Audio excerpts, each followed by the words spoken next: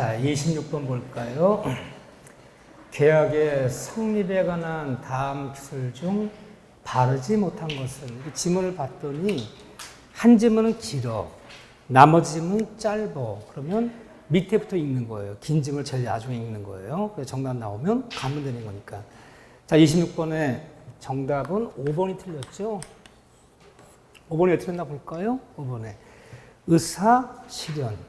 의사실현에 의한 계약의 성립 시기는 청약자가 그 사실을 안 때, 청약자 안 때가 아니죠. 안 때가 아니라 그러한 사실이 발생한 때. 성립 시점은 532조.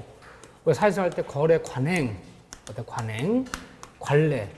이 관례에 따라 내가 내 입으로 굳이 승낙한다라고 입으로 말하지 않아도 다음 같은 이런 사실이 발생한 때. 시점은 이런 사실이 뭐냐? 이게 승낙의 의사로 볼 수 있는 사실이야. 이때 결 성립하는 것이 법조문은 이때 성립하는 것이지 청약자가 안 때가 아니에요. 안 때 시점은 이때. 기억나시나요? 병원 진료 접수 시에 병원 나 사이에 치료 계약은 성립하는 거야.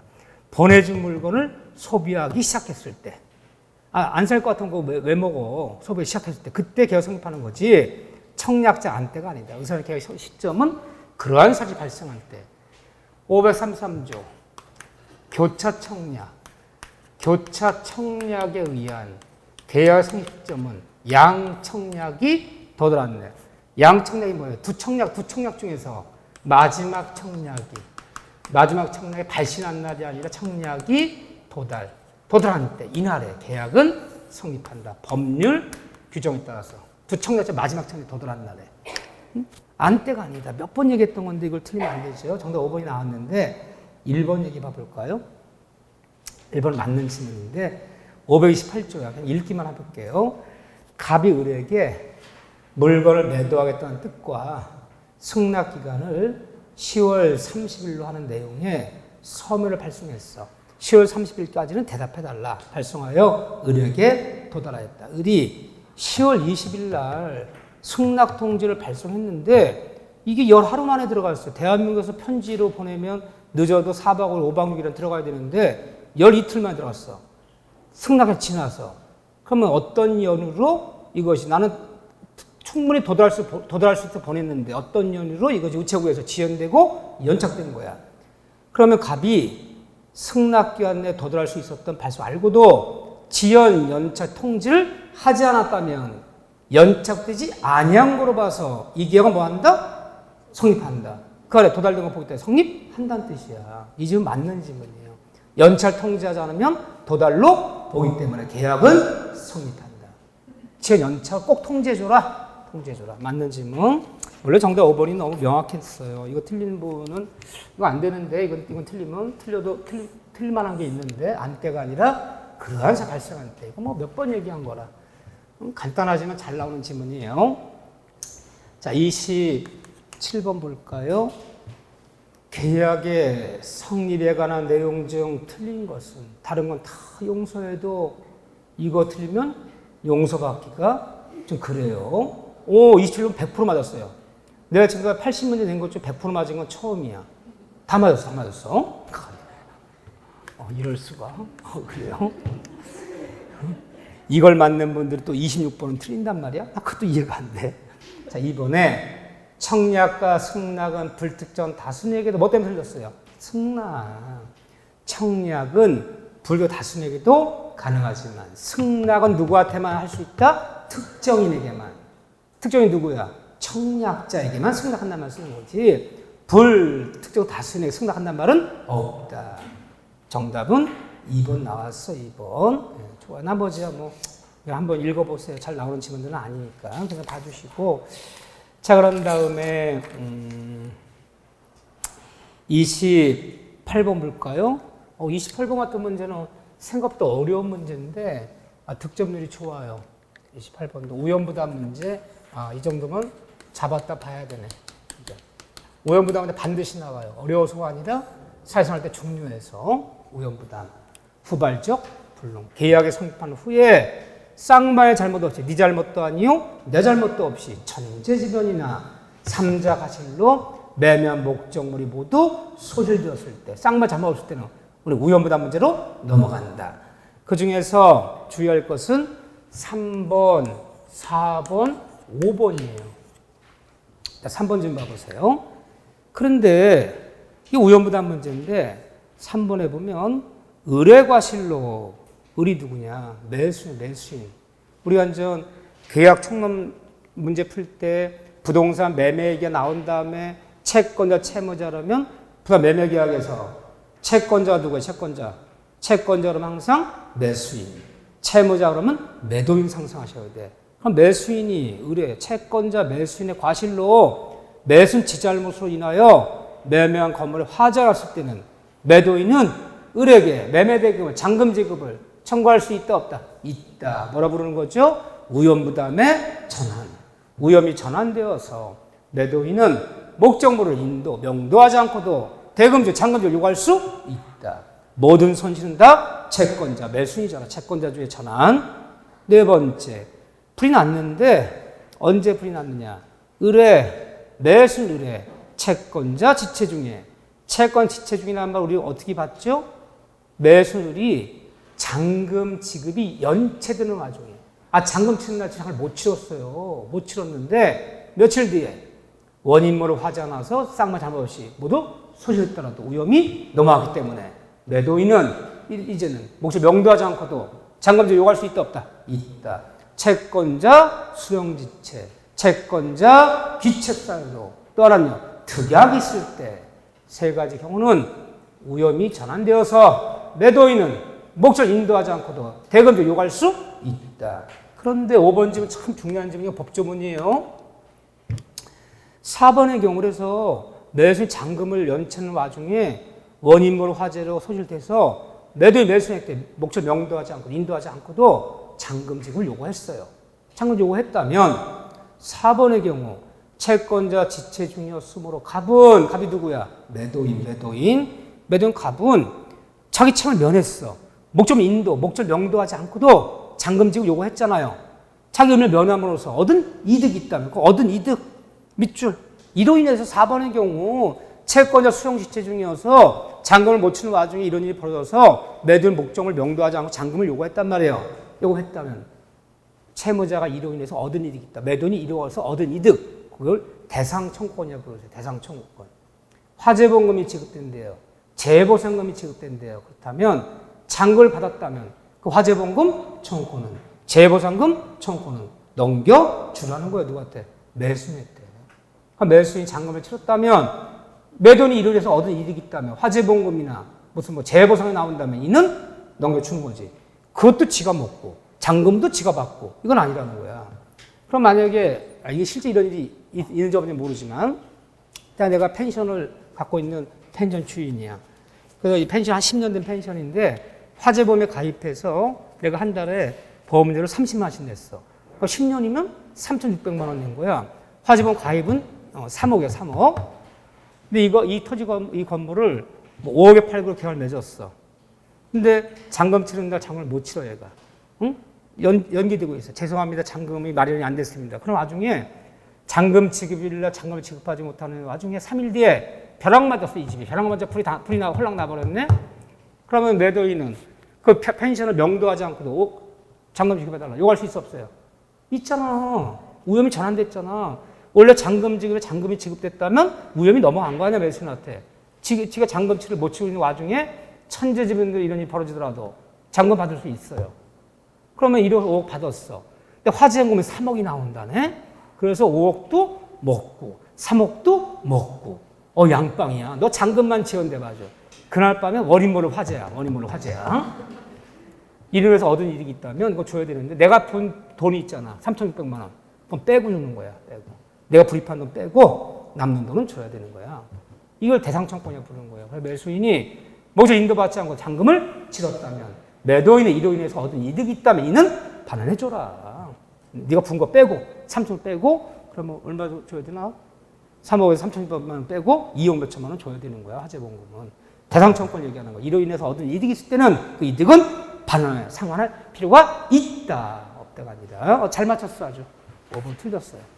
이건 잘 맞췄어요. 유명한 문장이에요. 법조문이야, 이거는. 정리기 하는 거고.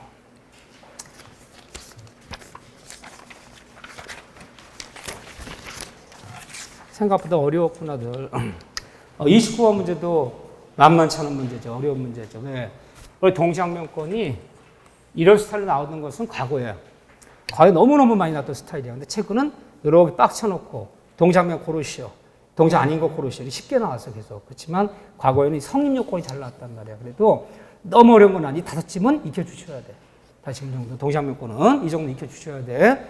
첫째, 뭔 소리인지 몰라도 여자랬죠 제가.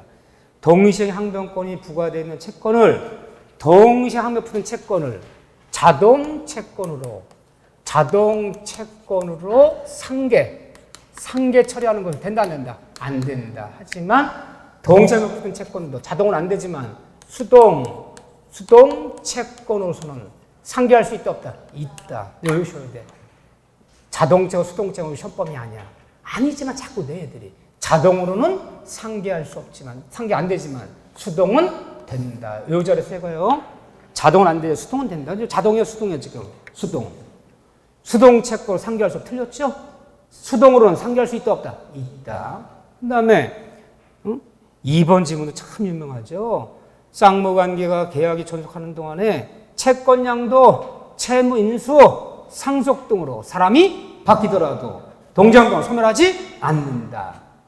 그런데 3번 경계 다 좋은데 다 전속 유지인데 딱 하나만 유지가 안 돼. 경계된 채권 채면은 동시항변권은 유지예요? 소멸이에요? 경계는 소멸.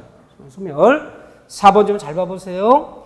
이 동시항변권은 항변할 수 있는 권리이므로 법원에 가서 동시항변 법원에 가서 원용이 뭐예요? 주장.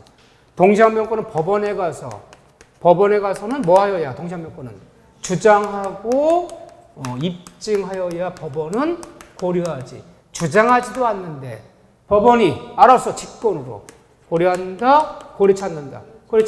하지만 쌍무계약에서 동시항변권은 법원이 아니라 당사자끼리, 쌍무계약 당사자끼리는 뭐 하지 않아도 주장하지 않아도 당연 고려된다. 당연 고려되기 때문에 동시항변이 생긴 날로부터는 주장하지 않아도 당연 고려되기 때문에 이날부터는 당연히 주장하지 않아도 지연이자, 연체라고 하는 지연이자는 발생치 않는다. 법원에 가서 뭐 하여야? 주장하여야. 당사자끼리는 매도인과 매수인인데 이미 당사자끼리는 뭐 하지 않아도 주장하지 않아도. 이걸 묻는지 법원을 물었잖아. 법원을 뭐 하여야? 주장하여야. 5번에 동시항변권은 채권이에요? 물권이에요? 채권이야. 채권은 뭐에 걸려요? 소멸시에 걸려. 그 소멸시에 걸린단 말을 유치권은 소멸시에 안 걸려. 동시항변권은 채권이기 때문에 동시항변이 발생했더라도 10년간 행사하지 않으면 소멸시에 걸리는 거야 채권은. 근데 소멸시에 걸린단 말을 동시항변권은 소멸시에 치는 영향 미치지 않는다 표현한다는 거. 소멸시에 걸린다는 말을 어떻게 표현한다고요? 소멸시에 영향 미치지 않는다. 말도 어려워. 응? 국어가 꼬여 어떤 때는. 근데 이렇게 표현을 해. 소멸시에 걸린다는 말을 동시항변권 행사는 소멸치는 영향 미치지 않는다. 영향 미치지 않는다는 얘기가 소멸시에 걸린단 말이야. 이거 맞는지. 이 지문 익혀주세요.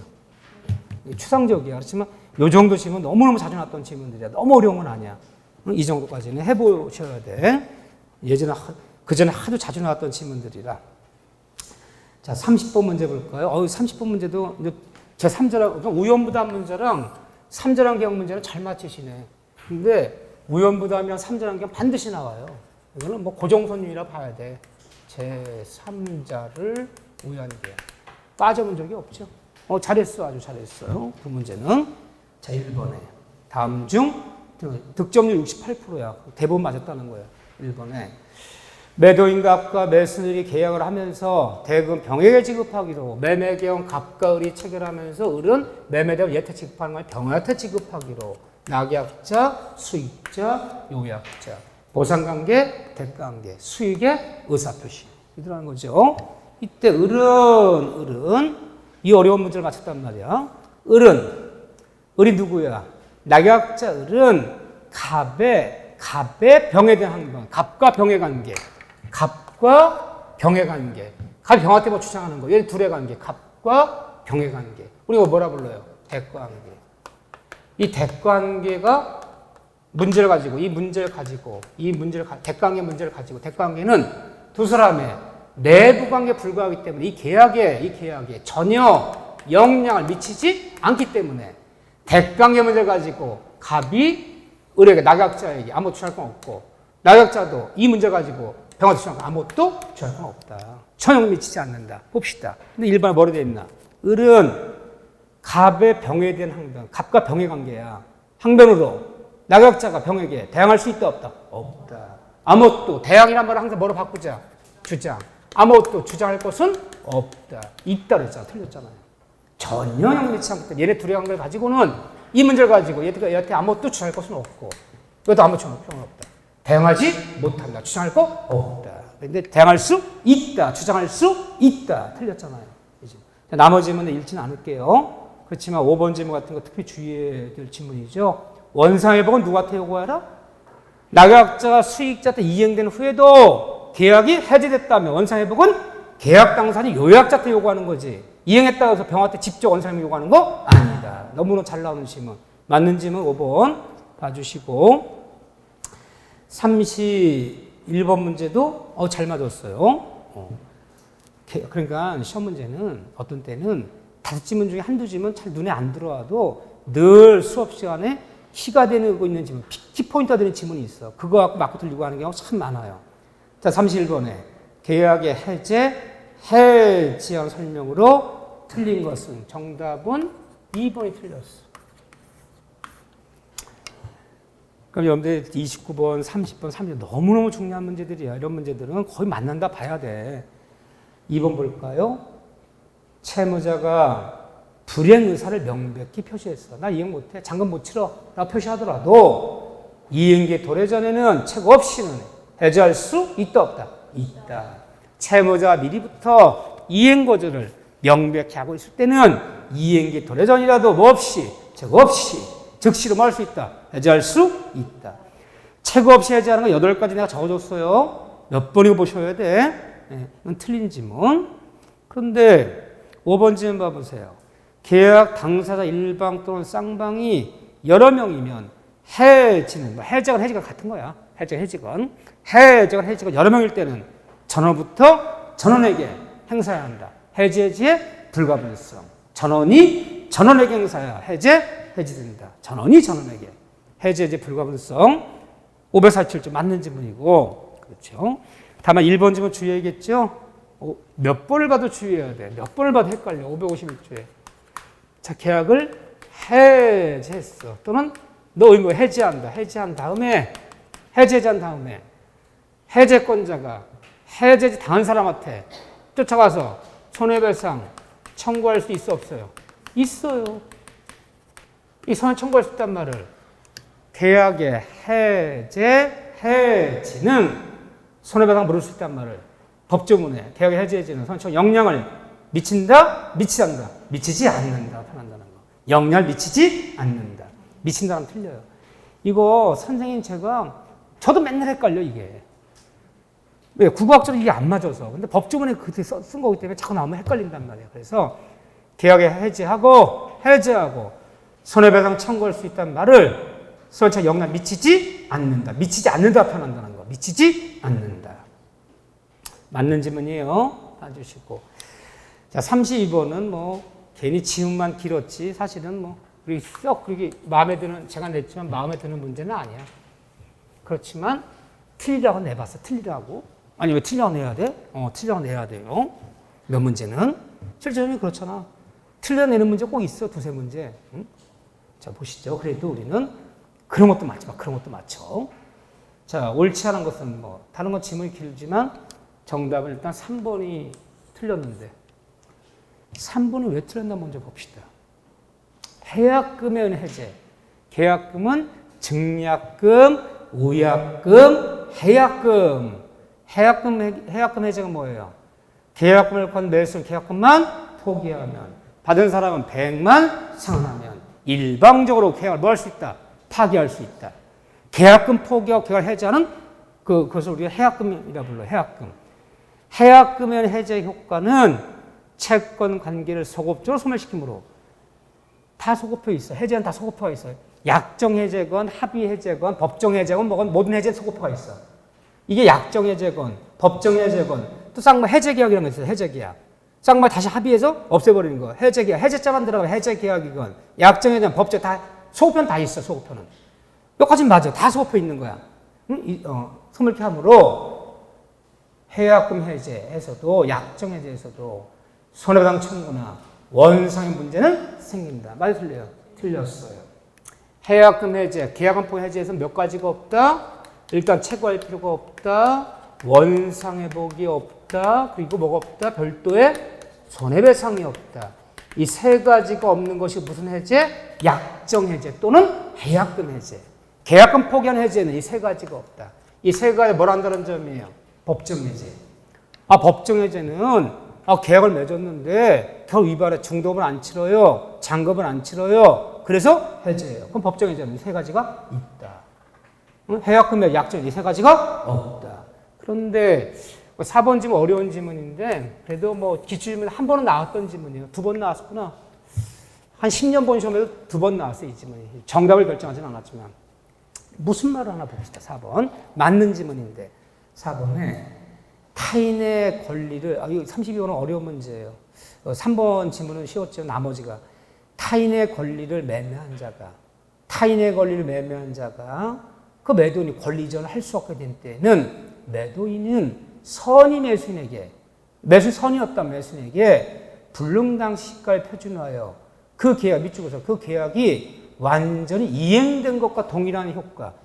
그 계약이 이행된 것과 동일한 경제적 이익. 거기다 쓰세요. 이행이익을 배상해야 된다. 이 매도인 담보 책임에서 선의 매수인들은 매도인에게 손해배상 물을 수 있어. 선이라면 모두 있고 손해배상이. 악이라면 없는 손해배상이야. 그래서 손해배상 물으면 매수인이 어디까지 배상해 줄 거야? 실내이익이냐? 이행이익이냐? 여기서 매수인이 매매한 목적물에 권리하자에 있어서 계약목적 달성이 안 돼서 손해 났을 때 매수인이 묻는 손해 범위는, 매도인한테 묻는 담보채 묻는 손해 범위는 다 실내배상이에요. 부대비용 물어주는 게 원칙이야. 그런데 타인의 권리 매매한 거, 전부 타인이건 일부 타인이건 타인의 권리 매매한 것은 매도인에게 재질이 좋아요, 나빠요? 재질이 상당히 나빠. 그때만은 이익배상이야. 그럼 여러분들이 전부 타인이건 일부 타인이건 타인의 권리 매매한 경우만은 재질이 안 좋아서 액수가 큰 이익배상이고, 나머지 수량보조, 저당권 실행에 한 제한, 용익전 제한, 특정물에 합해서만 다 실력배상이에요. 근데 타인의 권리 매매한 경우만은 이익배상이다. 판례가. 이건 한번 나왔던 질문이에요. 봐주시고. 그래요. 이익배상. 타인의 권리 매매한 경우만은 실력배상이 아니라 이익배상이라는 거. 전부건 일부 타인이건. 그렇게 알고 계시고. 자, 33번 문제를 많이 틀렸다는 것도 또 난 또 충격이지. 33번 문제, 무슨 문제일까요? 작년 기출문제야, 이게. 작년에 담보책임 사례 문제가 안 나오고, 원래 담보책임 나오면 1000제곱미터 매매했는데 850밖에 안 된 땅이야. 사례 문제를 주는데 작년에 유일하게 단다시 문제를 줬어. A 다 맞춰라고 단다시 문제를 줬어. 근데 또 틀렸다는 놀라운 사실. 그러니까 참 시험 문제 쉽고 어렵고가 없는 거야. 보세요. 불특정물의 하자. 자, 물건의 하자. 물건의 하자는 특정물 매매가 있고 불특정물 매매가 있어. 우리가 특정물 매매 그러면 뭘 상상하자? 특정물이라는 게 뭐야? 특정물 매매. 물건 매매에서 특정물. 그 물건이 없으면 다른 물건 대신 못 주는 매매. 대신 바꿔줄 수 없는 매매. 부동산 매매가 그래요. 이 토지 안 되니까 저 땅을 바꿔줄게. 이 건물 안 되니까 저 건물 줄게. 부동산 못 바꿔줘. 그 부동산 매매가 특정물 매매야. 불특정물 매매는 그 물건이 안 되면, 그 매매한 물건이 안 되면 같은 품질, 같은 모델, 같은 물건 바꿔줄 수 있는 매매. 그걸 불특정물 매매다. 또는 종류 매매라고 불러요. 보통 어떤 매매가 그래요? 동산 중에서도 공산품 매매 그래요. 이 냉장고 안 되면 저 냉장고 다 줄게. 바꿔주면 될 거야. 같은 모델, 같은 품질로요. 그래서 물건 바꿔줄 수 있는 매매는 불특정물 매매. 못 바꿔주는 매매는 특정물 매매. 여러분들 특정물 매매는 부동산 매매. 불특정물 매매는 동산 매매를 생각하세요. 그 불특정 매매에서는 물건에 하점이 있다면 다음과 같은 세 가지 있어. 자, 매수인이 계약을 해지한다. 있을 수 있어 없어요? 있어. 경매가 단순 안 되면. 그리고 너 손해배상해줘. 있어 없어? 있어. 너 대응감액 해줘. 깎아줘. 대응감액. 이거 왜 안 되는 거야? 대응감액이란 말은 딱 세 군데 말고는 없잖아. 여기 말고 대응감이라는 말 쓰면 안 돼. 도표해보면. 일부 탄을 매매했을 때 선의, 악이 둘 다 대응감액. 수량 부족일 때 선의는 대응감액. 악의는 대응감액이 없어. 이 세 명. 일부 탄을 매매했을 때 선의, 악이, 수량 볼 때 선의. 세 명 말고는 어디도 대응감이라는 말은 없어요. 어디도. 기억나시나요? 제가 도표를 세로로 보자 그랬잖아. 가로로 보지 말고. 물건 바꿔달라. 이 물건과 다른 물건 바꿔줘. 내가 쌀 한 가마 사왔는데 쌀 벌레 났어. 당장 쌀과 전화해서 이 쌀 가지고 땅 바꿔달라. 할 수 있어 없어요? 있잖아. 완전물 극복 청구. 물건 바꿔달라. 할 수 있잖아. 그럼 되는 건요?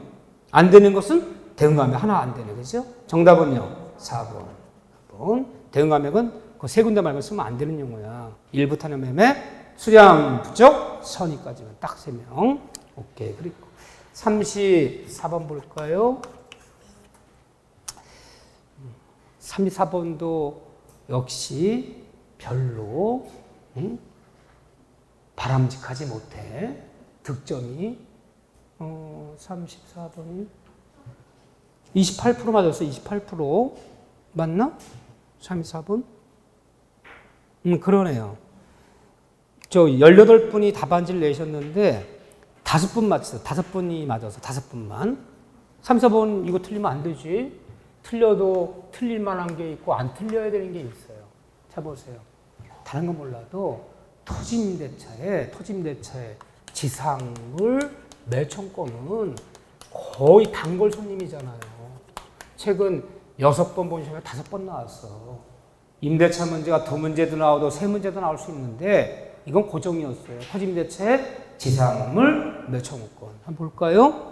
과연 틀려야 되나? 을은 갑으로부터 2020년 3월 1일에 계약 기간에 약정 없이 토지를 임대 줬어요. 몇 년이라고 기간 정하지 않았어. 임대 줬어. 임대를 줬는데 임차한 뒤에 그 임차한 토지에 지상에 건물을 줬어요. 건물을. 토지임대 지상매청권 얘기하려고 그래요. 다음 중 바르지 못한 것은. 일단 1번 봐볼까요? 바르나 안 바르나? 토지건물 임대차에서 언제까지라고 계약기간 정하지 않은 것은 양 쌍방 언제든지 해지 통과할 수 있다. 나가세요. 나갑니다. 쌍방보다 해지 통과할 수 있어. 나가라 그러면 몇 개월? 6개월. 임차에서 나갑니다. 해지 통과하면 1개월.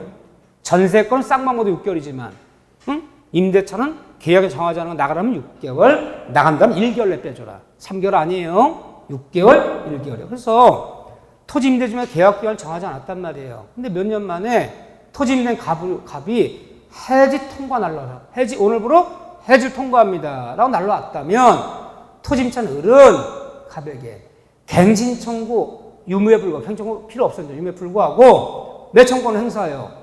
매수해달라. 건물 대금을 지금 구할 수 있어 없어요? 있지. 이때는 갱신 청구 필요 없는 거지. 갱신 청구는 토지 임대 계약이 만료됐을 때 10년에 20년 계약기간 딱 정했는데 만료됐을 때 갱신을 청구해서 갱신에 응해주지 않으면 지상매청으로 들어가야 돼. 갱신 청구를 먼저 해야 돼. 근데 계약기간을 정하지 않아서 해지 통과 날라왔을 때는 그때 갱신 청구 없이 유무와 관계없이 바로 매청 들어갈 수 있다 없다? 있다. 맞는 문장이야. 그런데 2번 2번은 틀렸잖아. 아니 나는 죄송해요. 제가 잘못했어요. 내가 잘못 가르친 것 같아. 아니 이걸 왜 틀리지? 매청권이요. 갑과 을이 토지임대 계약을 맺은 갑과 을이 임대차가 종료하기 전에 건물 기타 지상시설 일체를 포기하기로 약정했어. 다 포기한다. 다 철거한다. 수거한다. 무상양도한다. 절대 매청권 같은 행사 안 하기로 한다. 다 포기한다. 약정했다면 갑의 해지 통고 시 을은 갑에게서 매청권을 행사할 수 있어 없어요? 있다. 뭐예요? 편면적 강행규정. 불리한 특약 모두 무효이다. 지상물 부도 매청 안 하기로 하자. 무상양도한다. 원상복구한다. 철거 수거한다. 등 모두 무효. 무효인 특약이기 때문에 이런 특약이 있었더라. 무효이기 때문에 매청할 수 있다 없다? 있다. 이걸 틀리면 어떻게 편면적 강행규정. 다른 건 어쩐지 몰라도 이건 틀리면 안 되지. 응? 3번 지문 뭘로 좋아? 소속얘기나 뭘로 좋아? 그냥 모르는 거 안 고르면 돼. 4번은 다 맞잖아요. 4번은 다 맞는 지문이고. 근데 1번과 2번 지문 추리하면 되는데 원래는 갱신을 청구한 다음에 매청을 들어가야 되지만 계약을 정하지 않아서 해지 통과 날라왔을 때는 갱신과 유무와 관계없이 바로 매청을 들어갈 수 있다. 판면적, 강행적이기 때문에 불리한 특약은 모두 무효이다. 무효인 특약이기 때문에 이런 특약이 있어도 매청할 수 있다 없다? 있다. 1번 맞아. 2번은 틀렸어. 예.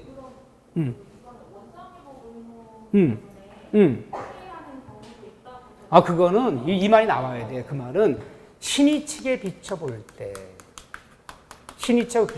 때, 이러한 특약이 특별히 임차인에 불리하지 않는 사정이 있다면 그러면 얘기가 나와요. 그 대신 차임을 파격적으로 저렴하게 해주고 네가 원하는 기간을 모두 보장해주고 이런 특약이 있어서 이 다음에 토지 임대계약이 끝나면 다 원상복구하고 일체로 매청 안 하기로 하자. 이런 특약은 원래 무효야.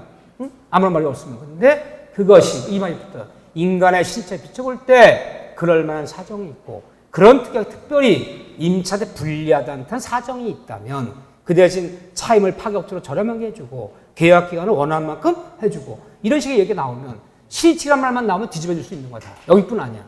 계약법 문제 풀 때 신의측에 비춰볼 때 이 단어만 나오면 뒤집는 거야 다. 근데 그런 단어가 안 나오면요. 그냥 원칙대로 가야지. 편면적, 강행적.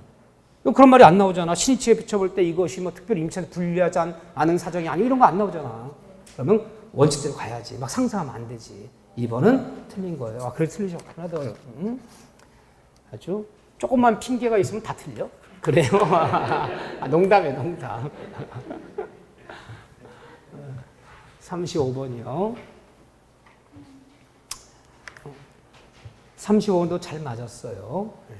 35번에 보면 정답이 일단 5번이죠. 5번을 정답인데 5번부터 볼게요. 임대인이 임대 목적물을 임차인에게 인도한 후에는 임대인들은 특별한 사정이 없는 한 계약 전속 중에 그 사용서 필요한 상태 유지하기 의무까지 부담한다, 부담하지 않는다. 부담한다. 임대인들은 적극적 의무를 부담하는 거야. 따라서 임차 목적물 창고를 공장을 뭐를 임차인을 넘긴 게 끝이 아니야. 임차인한테 인도한 후에도 보존관리 유지해주고 손수리해줄 적정 의무를 부담하는 거야. 그래서 모든 손수 유지 관리를 누가 대라는 거야? 임대인이 되는 거지. 그러니까 전세권인 물건에서는 설정자는 전세 목적물을 전세가 인도하면 되지 유지 관리에 관한 적정 의무를 부담하지 않는다. 그럼 그건 맞지. 물건에서는. 물건에서 유지 관리 누가 하는 거야? 물건자는 전세가 지상을 스스로 하는 거지. 설정자가 하지 않아. 하지만 임대차에서는 임대인이 해줘야지. 유지관리 의무를 진다 그래야죠. 틀렸어요. 그런데 4번 좀 하나 정리할 게 있어요. 맞는 질문인데 보세요. 여기 법조문이에요. 근데 내가 수업 시간에 특별 강조는 안 했어요. 근데 한번 정리해 드릴게. 임차물에 대해서 권리를 주장한 자가 있는 경우 임차는 이 사실을 모르는 임대인에게 지체 없이 통지해 줘야 된다. 자, 이걸 뭐라 보냐? 임차인들은 임차물에 대해서 임차 목적, 창고를 임대했건 공장 임대했건 주택을 임대했건 상가를 임대했건 임차인들은 임차 목적물에 임차의 의무라는 게 있어요. 임차의 가장 큰 의무는 뭘까요? 가장 큰 의무는 임차인들의. 일단 임대차에서 임차의 가장 큰 의무는 차임을 지급할 의무. 아, 차임을 지급하는 게 가장 중요한 의무야. 이거 부족 의무야. 임차물의 보관 의무라는 게 있어요. 차임을 지급하는 의무가 가장 큰 의무고 임차 목적을 잘 보완해 주는 의무가 있어요. 임차인이. 그러다가 돌려줘야 돼. 그러니까 보완 의무가 뭐냐 그러면 첫째가 선관주의입니다. 선관주의. 임차인들은 임차 목적물을 선량한 관리자의 주의에 잘 보존 관리해 줘야 돼. 끝나서 돌려줄 때까지 선관주의가 있고 두 번째는 통지무라는 게 있어요. 임차인들 뭔가 임대인한테 통지를 해줘야 돼. 임차 목적물에 수선, 수리를 요하는 일이 발생하거나 그러니까 지체 없이 빨리빨리 알려줘야 돼. 비가 줄줄 새. 그러니까 빨리빨리 알려줘야지 수리가 잘 들리잖아요. 수선수리 요하는 일이 누가 임차 목적물에 권리를 주장한 자 나타나면 지체 없이 알려줘야 돼. 그래서 빨리 임차인이 방어를 하죠. 지금 점유를 임차인이 하고 있단 말이야. 임대인이 하고 있는 게 아니라.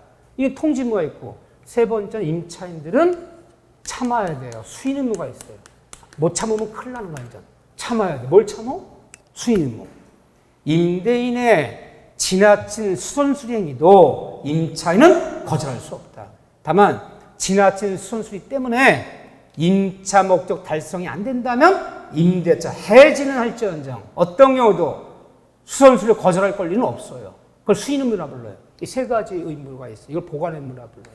근데 임차인이 이 보관 의무를 위반했어. 수선수리 하려고 가면 막 수선수리 못하면 막 도끼 둘러. 수선수리 못하면 막 사다 통지 안 해. 이걸 위반하면 임대차 해지 사유가 되나요? 안 되나? 임대를 해지할 수 있다. 너 이거 의무 위반했어. 해지한다. 될까 안 될까요? 이거 사실 처음 하는 거 아니에요. 제가 심화해서 한번 써줬어요. 이거요. 해지 사유가 아니야. 다만 손해배상만 청구해야 돼요. 이건 가능하죠. 해지 사유는 아니라는 거. 왜냐하면 해지 사유는 강행 규정이야. 법에 딱 규정되는 해지 사유는 3개밖에 없어. 임대, 임차 해지하는 건요. 딱 2기의 차임이 연체, 상가는 3기지만 2기 차임 연체, 무단양도, 무단정대. 세 번째는 임차인이 임차 목적물 용도조차 사용하지 아니할 때. 3가지야. 법에 규정된 사유 말고는 해지가 될 수가 없어. 뭐만 물어라? 손해배상만 청구해라. 해지할 수는 없다. 하나 정리. 나오면 뭐 치명적이지 이런 거는. 네, 한번 들어본 적이 없으니까. 자, 36번이 나는 굉장히 어렵다고 했거든요. 득점들이 너무너무 좋아. 주택임대차에서 이번에는 문제는 없지만 갱청권 2+2 갱신거주 사유 본인이 직계 존비석이 직접 거주해 들어왔을 때 2기 차임이 연체됐을 때 이런 거. 또 만약에 직계 존비석이 직접 거주해 들어왔는데 2년을 거주하지 않고 다시 임대 줬다면 손해를 물을 수 있다. 손해배상은 항상 높은 금액, 낮은 금액 둘 중에 큰 금액을. 이 문제는 아직 없겠지만 그거 제일 중요하다 봐. 대항력 정확히 볼 줄 경매에서 대항력 있느냐 없느냐 그거 아니면 임차 등기 명령제도. 확정일자 우선면 최우선면 돼. 안 나와. 논하지도 마. 왜? 숫자가 조금씩 바뀐 부분은 안 나와. 우리는. 근데 임차 등기 명령제도 생각보다 중요해요. 근데 잘 맞추셨네. 정답 몇 번? 1번. 그런데 4번 봐보세요. 4번. 3번 봐보세요.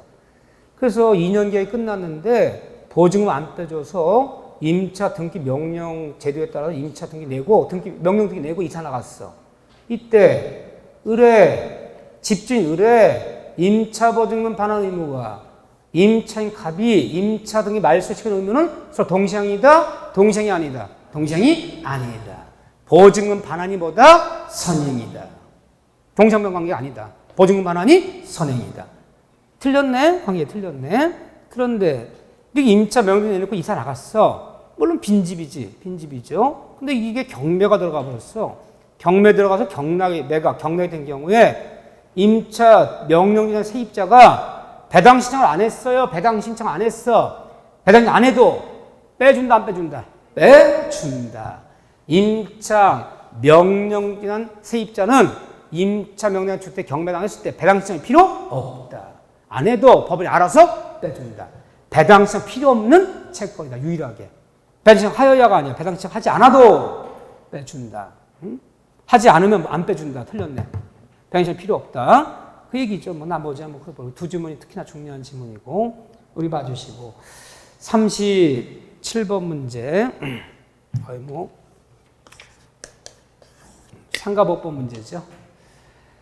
자, 읽어본 상가법법 문제인데 서울에서 보증금 1억 원에 월세 400만 원이래요. 그럼 얼마짜리 세입자, 이사입자는 곱하기 100을 해서 5억짜리죠. 9억 원 이하. 9억 원 이하인 자니까 상가법을 적용받는 소액 상인에 해당되는 거죠. 그런데 다음 틀린 것은 자 1번에 몇 기 차임이 연체되면 갱신거절 당한다. 2기가 아니라 몇 기? 3기. 또 2번에 상가법을 적용받는 소액 상인들은 아무런 약정 없더라도 최단기가 얼마? 1년. 주택은 얼마? 2년. 상가는 1년. 상가법을 적용받으면 아무리 짧아도 1년의 최단기간은 보장받아요. 자, 3번에. 그런데 상가 임대계약이 다 끝났어. 끝났는데 갱청구하면 10년까지 쓸 수 있지. 갱청구 안 할래. 장사도 안 돼. 갱청 안 하고 저 계약 끝나서 보증 빼주세요. 보증 못 빼주네? 그래서 상가 임차인이 보증금 받으려고 해요. 그럼 어떻게 받아야 돼요? 응? 일단 소송부터 해야 돼요. 보증금 반환 청구 소송. 판결 받았어. 보증금 빼줘라. 빨리 1억 빼줘라. 그래도 돈이 없다고 못 빼줘. 판결 안 해도 안 빼주면 어떻게 돼? 판결만 갖고 가서 그 상가를 압류 잡아야 돼. 그래도 못 빼주면 어떻게 해? 압류 잡은 다음에도 경매하는 거야. 그게 들어가는 경매를 무슨 경매? 강제 경매 한다. 강제 경매. 강제 경매 하는 거예요.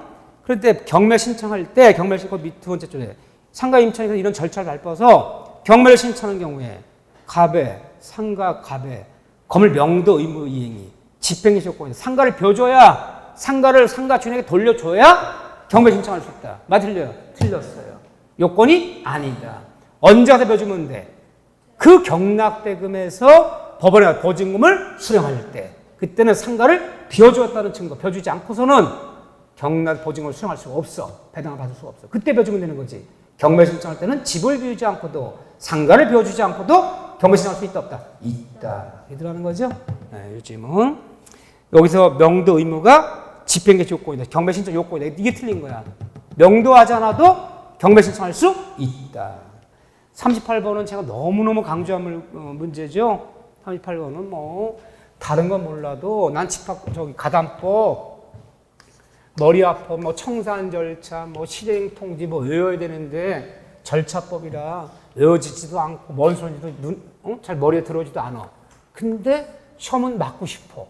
그러면 38번만이라도. 저는 5대5예요. 예전에는 거의 청산 절차 물었어요. 청산금 계산 어떻게 할 거냐, 누구한테 통지할 것이냐, 청산금 계산은 어떻게 하냐면 별걸 다 물었어. 그런데 그들도 알아. 가등기 담보법은 현실에 잘 쓰지 않는 법이라, 양도하고 매도담보 잘 쓰지 않는 법이라는 거, 중개 실무에 큰 필요 없다는 거 알아. 내긴 내야 될 거 아니야. 누가 이 법을 적용받을 것이냐. 이게 내 확률이 굉장히 커졌어요. 여러분들이 50대 50. 이걸 한 문제만이라도 맞춰야 돼. 이거요. 너무너무 중요한 문장이야. 38번에. 그런데 38번 문제를 보는 순간 어딘가 눈에 익고 잘 눈에 들어오지 않나요? 자, 1번에 1억 원을 차용 빌리면서 시가 2억 원 상당의 부동산에 대해서 예약결 맺고 가등기를 잡아줬어. 1억 때문에 2억짜리 부동산에 가등기를 잡혔어요. 그럼 목적물 가격이 빌려준 돈을 초과해요? 미달돼요? 초과하잖아. 갚을 돈 얼마? 갚을 돈 1억 원. 잡히는 목적물 가격 얼마야? 2억 원. 그럼 1억 못 갚는다고 2억짜리 부동산 그냥 가지면, 소유권 가지면 채권자 되겠어? 안 되겠어요? 폭리되는 거잖아. 이 법을 적용받아서 청산 절차 거쳐라. 폭리되니까 1억 때문에 2억짜리 부동산 가져가면 안 되지. 폭리되니까. 이 법 적용 받는 거야. 1번이네? 2번에 1억 원의 토지 매매대금 지급 담보하기 위해서 매매대금을 담보하기 위해서 2억짜리 부동산에 가등을 잡았어요. 매매대금 담보하기 위해서. 이 법에 적용이 있어 없어요? 없어요. 이 법은 판례에 따르면 뭐다? 소비대차 채권에 한해서만 잡아라. 이게 아닌 건 잡지 말아라. 소비대차 채권이 뭐야? 돈을 빌려주건 쌀을 빌려주건 빌려준 채권만 잡으라는 거야. 금전 채권만 잡으라는 거 아니야. 빌려준 채권만 잡아. 매매대금 담보하기 위해서, 외상대금 담보하기 위해서, 공사비 받기 위해서, 손해배상 받기 위해서 잡아봤자 이 법에 적용이 없다. 이 법에 적용이 없다는 얘기 뭐야? 그런 거 잡아봤자 본등기 못 낸다. 그래 잡아봤자 소유권 취득 못한다. 빌려준 채권만 인정할 거야. 빌려준 채권만. 매매대금 담보하기 위해서 이미 땡. 이 법에 적용 없어. 얘 채권에 소유권 취득 못해 이거. 이 법 적용 때문에. 매매대금 담보하기 위해서, 외상대금, 공사비 담보하기 위해서, 손해배상 담보하기 위해서 이 법에 적용이 없다. 빌려준 소유채권만 잡아라. 이 법에 적용 없어요. 1천만 원을 차용하면서 2천만 원 상대의 고려청자를 양도함으로 적용했어요. 이 법에 적용이 있어 없어요? 없어. 이건 뭐예요 그럼요? 관습법. 관습법에 따른 동산, 이건 관습법을 따라가는 거야. 등록이 안 된 동산 양도함보는 관습법. 네 번째, 1억 원을 차용하면서 3천만 원짜리 부동산 양도함을 잡혔어요. 갚을 돈 얼마예요? 1억 원. 잡힌 부동산 가격 얼마야? 3천만 원. 그러니까 목적물 가격이 갚을 돈을 초과해요? 미달돼요? 미달돼요. 그럼 어떻게 하면 돼요? 그냥 가죠. 그냥 번득이 내. 청산이 뭐 필요 없다니까. 왜? 1억 못 갚는데 3천짜리 부동산 갖다 폭리되는 거 아니잖아요. 이번 정부 그냥 가지면 돼. 그냥 번득이 내면 돼. 미달되기 때문에 폭리가 아니기 때문에. 5번에 3억 원을 차용하면서 이미 2억 원의 채무가 채무에 저당이 잡혀 있는 부동산이야. 설정 4억짜리 부동산이래. 4억짜리 부동산 2억 이미 잡혀 있어. 나머지 잔존 가치가 얼마야? 2억 원. 빌려준 돈 얼마야? 3억 원. 미달이에요? 초과예요? 미달. 그냥 번듯기네. 그냥 가져. 그럼 네가 저당권 안고 가야 돼. 2억 안고 가야 돼. 미달되잖아. 그럼 가지면 되지. 이거 적용 없어요. 적용되는 것은 1번. 그리고 이거 생각보다 이거 굉장히 중요한 문제. 나올 확률이 굉장히 커요. 요번에 몇 프로 맞았냐면 38번 문제 39%. 10분 중에서 4분 틀렸어. 4분 맞았어. 6분 틀리고. 다음 주에 볼게요. 다음번에 볼게요. 다음번에. 39번에 집합 건물에서 관련 법률에서 틀린 것은 어쨌든 정답은 5번. 5번 봐볼까요? 재건축 결의 후 재건축 참가 여부의 서면으로 서면 촉구해라. 일단 재건축 결의되려면 정족수가 얼마? 정족수가 구분 소유자 및 의결권 각각 5분의 4. 이때 5분의 4는 단지 전체로 5분의 4예요? 각 동별이에요? 각 동별로. 비록 단지 전체가 넘었더라도 안 넘는 동이 있다면 그 동 빼라는 거야. 각 동별로 5분의 4지. 단지 전체로 5분의 4는 아니야. 각 동별로. 넘었다면 5번에 마지막으로 반대자에게 마지막으로 무슨 최고하라? 반대자에게 마지막으로 서면 촉구하여. 서면으로 촉구하여. 서면 최고예요. 어떻게 최고하라고요? 서면으로. 요식의 분류식이에요. 요식. 그래서 중개한 민법을 배우면서 어딜 배우면서도 서면으로 하여야 처음이자 마지막. 민법 다 분류식이야. 청산 실행 통지도 서면으로 통지하는 법 없어. 청산 통지도 구두로 하든 전화든 관계없어. 다만 재건축 반대 최고만은 반드시 서면 최고. 이 서면 최고 받고도 그 법정 기간 내, 법정의 밑줄, 그 법에 정해진 기간 내, 법정의 몇 개월이야? 2개월. 그 2개월 내에 아무런 해답이 없으면, 해답하지 않으면 재건축에 참여한다, 참여하지 않는다. 참여하지 않는 것으로, 참여하지 않는 것을 해답하고 참여하지 않는 걸 본다. 그 다시 몇 개월 내, 다시 2개월 내 구분 소유권 및 대지 지분을 시가로 매청구한다. 매청권 몇 개월 내? 2개월. 2개월. 참가하겠다. 이미 땡이네. 땡. 나머지는 크게 볼 것도 없고 한번 읽어보시고요. 40번 문제 볼까요? 40번 문제는 놀랍네. 이 어려운 문제를 어떻게 이렇게 많이 맞췄단 말이야? 난 참 이해할 수가 없네. 38번 문제들보다 40번 문제가 맞힌 확률이 2배가 더 많으셔. 38번은 6분이 맞췄는데 40번은 12분이 맞췄어. 이거 얼마나 어려운 문제인데, 야, 이건 나는 어려운 건 잘 맞추고 쉬운 건 틀리고 난 이해할 수 없는 이 딜레마. 내가 이미 시험지 줬는데 3회 때는 조금 중상급 난이도 좀 풀어보자 그래서 좀 어려운 걸로 줬는데 오늘부터 좀 더 어려워졌는데 오늘부터 또 더 어려운데 어쩌면 좋아? 4회 때 문제는 다시 돌아왔어요. 제가 딱 이제 내가 생각한 시험 문제로. 왜냐면 오늘 공부도 해야 되니까 틀리는 문제 점검해야 되니까 그래서 조금 좀 3회 때 문제는 틀릴 만한 문제들을 이렇게 좀 많이 조심할 것들을 많이 주다 보니까 오늘부터 또 어렵거든요. 다음 주에 책상 뒤집어줬다. 어떻게 점수 갈수록 떨어지니? 이러면서 또 점수 갈수록 떨어져 갈수록 문제 점점 어려워지니까.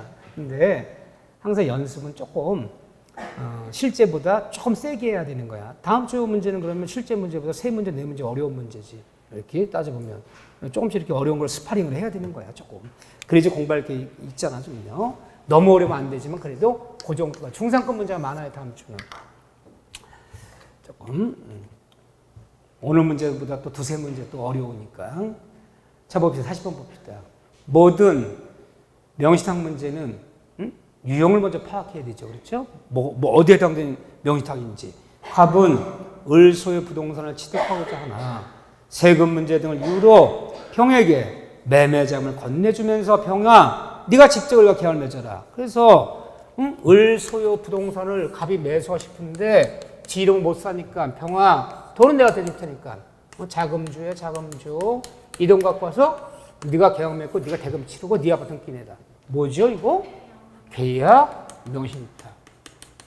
계약 맺은 계약 당사자가 누가 계약 당사자야? 수탁자.